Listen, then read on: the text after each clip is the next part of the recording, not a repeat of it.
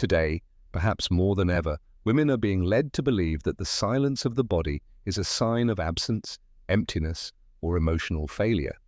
But what if it's exactly the opposite? What if that silence is the soul's first whisper?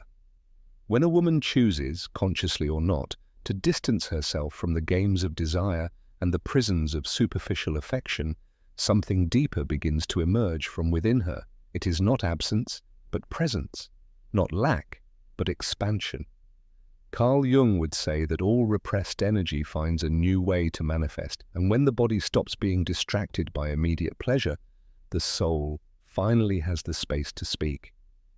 Have you ever wondered why so many women, after periods of abstinence, report an unexpected spiritual awakening? A heightened sensitivity, more vivid dreams, sharper intuitions. It's not a coincidence, it's a calling.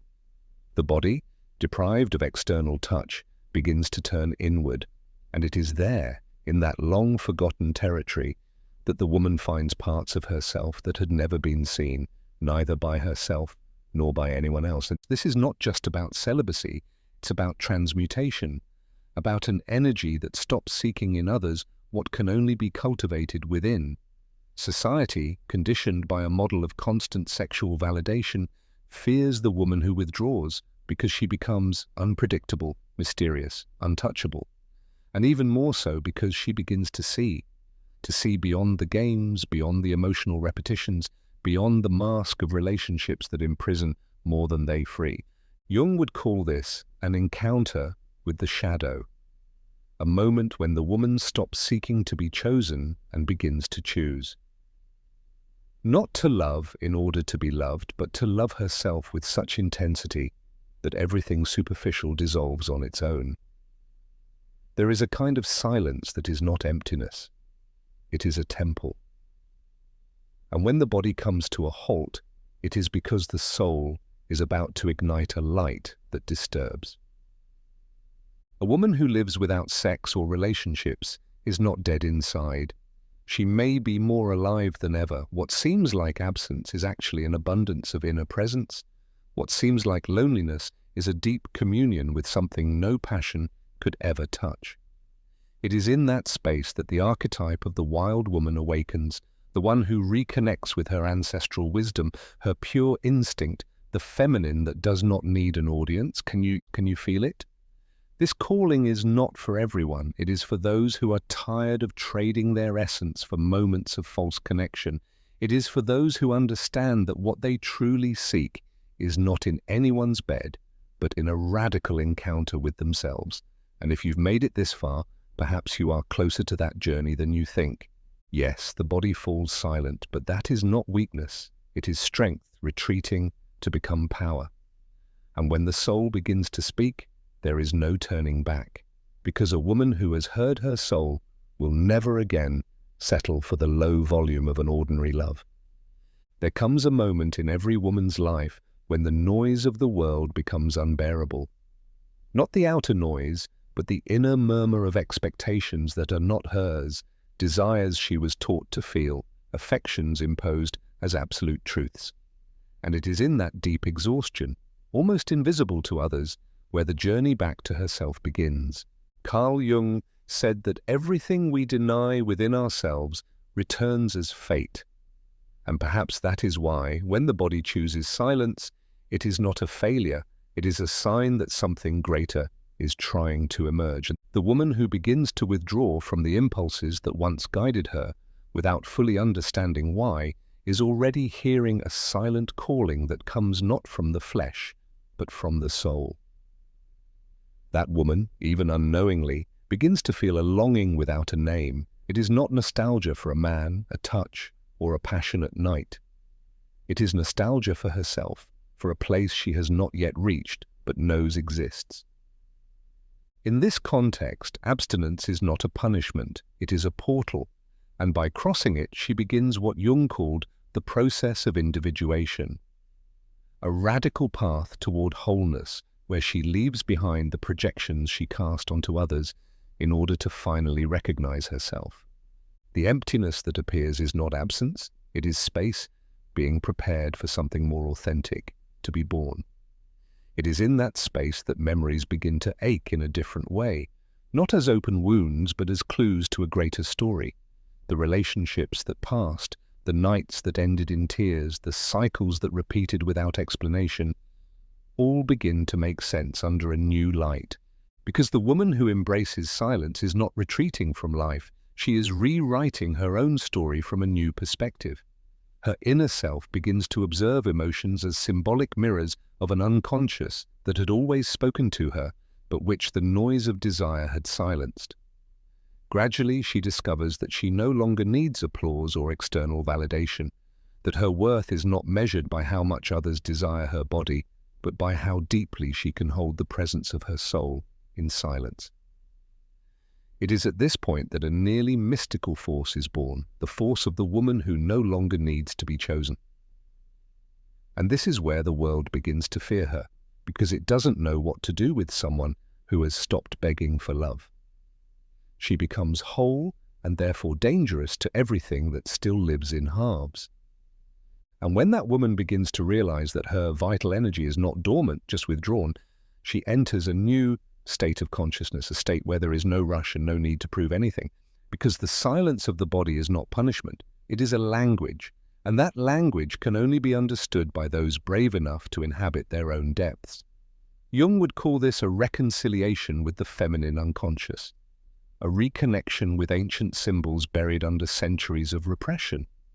And this reconciliation does not happen through words, but through presence. That woman is just beginning to emerge. But the journey is not gentle. An unease sets in, an invisible anguish that eats away from within.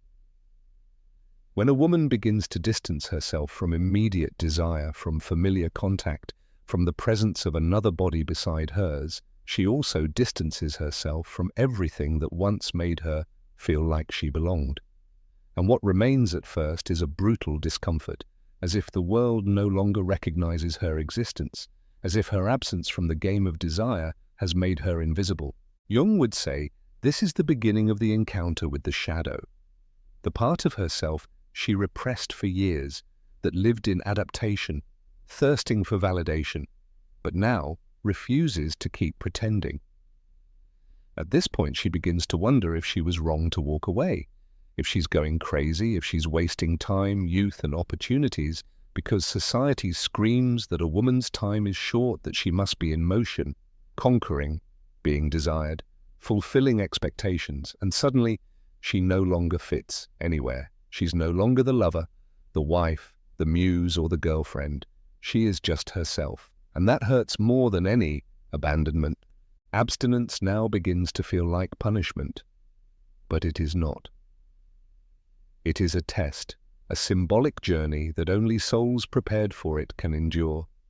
Temptations arise, old patterns knock at the door, easy invitations reappear. Everything seems to want to test her, and the cruelest part is that no one around her understands what's happening. Friends question her, family suggests she go out more, not isolate herself. But it's not isolation, it's immersion, and not everyone is ready to witness someone diving deep while the rest of the world floats on the surface. Jung saw this as an inevitable stage of individuation, the moment when the ego panics because it is losing control, and the soul, subtly, begins to take the lead. It is in that silent despair that many give up, returning to old patterns, accepting lukewarm love, convincing themselves that having something is better than nothing. But the woman who stays, even through tears and doubt, is being shaped by something far greater than herself. She is being called to break the cycle, and cycles are not broken by force, they are broken by awareness. The tension she feels is not a sign of error, but of transition. The cocoon tightens before the butterfly is born, and that is what is happening. A new being is being gestated in the darkness of silence. Deep down, she knows it, even if she can't explain it, even if she fears she is too alone, too misunderstood, too deep. There is a voice that does not shout, but insists, a presence that does not show itself, but accompanies. And that presence is the symbol of the archetypal feminine, the anima that Jung described as the bridge between consciousness and mystery. It is with her that the woman begins to converse. And the deeper that internal dialogue grows, the more she understands. Her body is not on pause, it is in ritual. A ritual the modern world has forgotten, but one her soul has always known how to walk. And then something shifts, subtly, almost imperceptibly. A new understanding begins to bloom. What once was restlessness now transforms into deeper questions. Why have I always needed to feel desired in order to feel alive? Why does the absence of another feel so unbearable? What in me still feeds off the gaze of others to exist? Because the woman who keeps silence is not withdrawing from life, she is rewriting her own story from a new point of view. The inner self begins to observe its emotions as if they were symbolic mirrors of an unconscious that had always spoken to her, but which the noise of desire did not allow her to hear. Little by little, she discovers that she no longer needs applause or external confirmations, that her worth is not in how much her body is desired, but in how much she can sustain the presence of her soul in silence. It is at that point that an almost mystical force is born, the force of the woman who no longer needs to be chosen. And it is there that the world begins to fear her, because it does not know what to do with someone who has stopped begging for love. She becomes whole, and therefore dangerous to everything that still lives half alive. And when that woman starts to realize that her vital energy is not a sleep only gathered, she enters a new state of consciousness, a state where there is no hurry and no need to prove anything, because the silence of the body is not punishment, but language. And that language can only be understood by one who dares to inhabit her own depths. Jung would call this a reconciliation with the feminine unconscious, a reconnection with ancient symbols buried under centuries of repression. And that reconciliation does not happen with words, but with presence. And that woman is only beginning to emerge. But the journey is not gentle. Restlessness sets in, an anguish that no one sees but that eats away from within. When a woman begins to distance herself from immediate desire, from familiar contact, from the presence of another body beside her, she also distanced herself from everything that made her feel she belonged. And what remains at first is a brutal discomfort. As if the world no longer recognizes her existence, as if her absence from the game of desire rendered her invisible. Jung would say this is the start of the encounter with the shadow, the part of herself she repressed for years, that lived adapted and thirsty for validation, but now refuses to keep pretending. At that point, she begins to wonder if she was wrong to withdraw, if she's going insane, if she's wasting time, youth, and opportunities, because the system screams that a woman's time is short, that she must be in motion, conquering, being desired, fulfilling expectations, and suddenly she's nowhere. She is neither lover nor wife, neither muse nor fiancé. She is only herself. And that hurts more than any abandonment. Abstinence now starts to feel like punishment, but it is not. It is a test, a symbolic journey that only ready souls can endure. Temptations arise, old patterns knock at the door, easy invitations reappear. Everything seems designed to test her. And the cruelest part is that no one around her understands what is happening. Friends question her. Family suggests she go out more, not lock herself away. But it is not seclusion, it is immersion. And not everyone is prepared to witness someone diving deep while the rest of the world skims the surface. Jung saw this as an inevitable phase of individuation, the moment when the ego panics because it's losing control and the soul, subtly, begins to take command. It is in that silent despair that many give up, returning to old patterns, accepting lukewarm love, convincing themselves that something is better than nothing. But the woman who persists, even through tears and doubts, is being shaped by something far greater than herself. She is being summoned to break the cycle, And cycles aren't broken by force, they are broken by awareness. The tension she feels is not a sign of error, but of transition. The cocoon tightens before the butterfly is born. And that is what is happening. A new being is being gestated in the darkness of silence. Deep down, she knows it, even if she can't explain it, even if she fears being too alone, too misunderstood, too profound.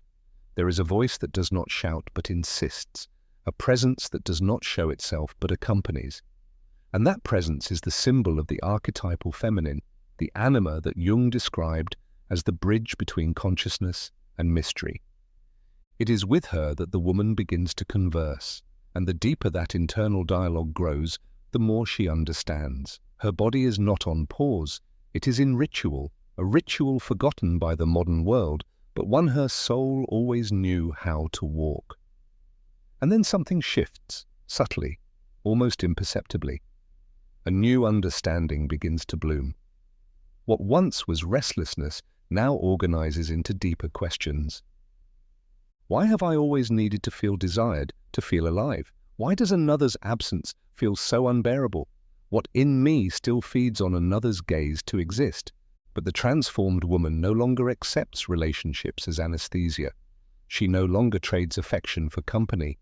And even if that costs her long, silent nights, she knows her body is not in abstinence. It is in protection. It is reserving space for something that comes from the soul, not from lack.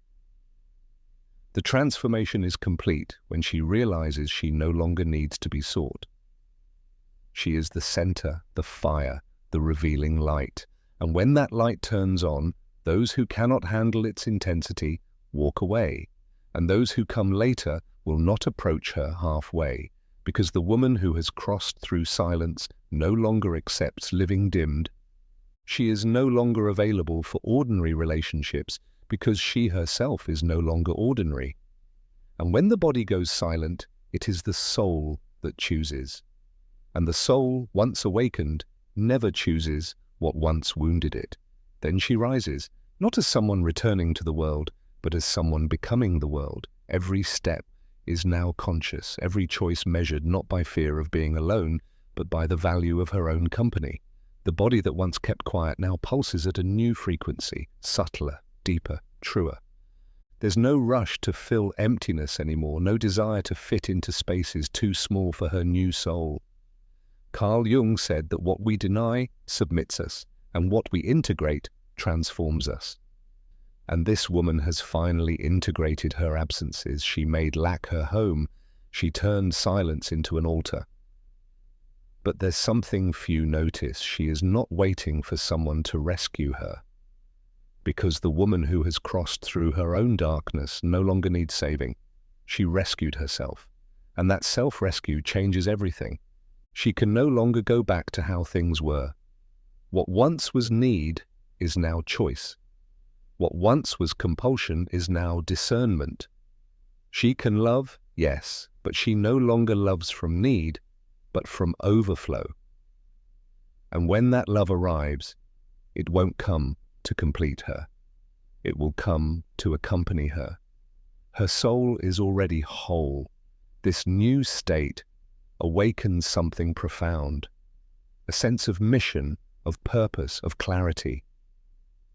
She understands that her experience wasn't just personal, it was symbolic, that her silenced body represents all those women who were also taught to depend, to distract themselves, to give in, and now she feels the impulse to be a beacon, not to lead the way, but to light the fire, because only one who has found herself in the dark can teach others not to fear it. Jung would call this the manifestation of the self, when the soul no longer wants to be accepted, but expressed. Everything she lost along the way, the old loves, the fragile versions of herself, the relationships where she had to shrink to fit, no longer hurts the same. Now every loss sounds like liberation, every absence feels like an answered prayer, because the woman who went through abstinence of the flesh has found nourishment of the soul.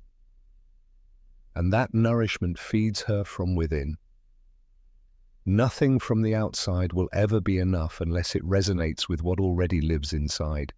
And so she prepares, not to return to old roles, but to inhabit a new place in the world, a place where her presence is enough, where her voice carries weight, where her silence is sacred. And when her body desires again, it will be by sacred choice, not emotional addiction. When love knocks, it won't find a needy woman. It will find a woman full, complete, ready.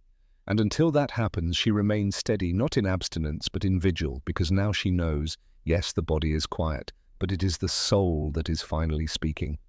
There are silences that seem cold, but hold embers.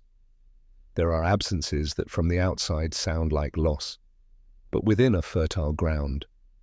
And there are women who, when they withdraw from the world, do not extinguish, they ignite on another plane. When the body falls silent, it does not die, it becomes an altar, a sacred space where the soul finally finds the courage to speak. And everything that once seemed like a lack of life now reveals itself as divine presence, gestating a new identity, clearer, rarer, whole. Nothing lived is ever lost, everything is transmuted. Desire, once urgency, becomes choice. Pain, once a wound, becomes a scar of wisdom. The woman who walks through abstinence with awareness is not stepping away from love. She is learning to love from a place where there is no longer hunger but abundance. And in that quiet abundance, she becomes untouchable, not because no one can reach her, but because no one can manipulate her anymore. Can you feel the reflection of this path inside yourself? The nameless nostalgia, the discomfort of no longer fitting where you once felt at home, the desire to retreat without knowing exactly why. That is not fragility. It is the first call. Maybe this video didn't find you by accident. Maybe it is the mirror of something that has long pulsed within you, but had not yet been clearly named. And now that it has, something changed. And if this journey touched a forgotten part of who you are, allow yourself to continue. Don't put out the spark that's been lit.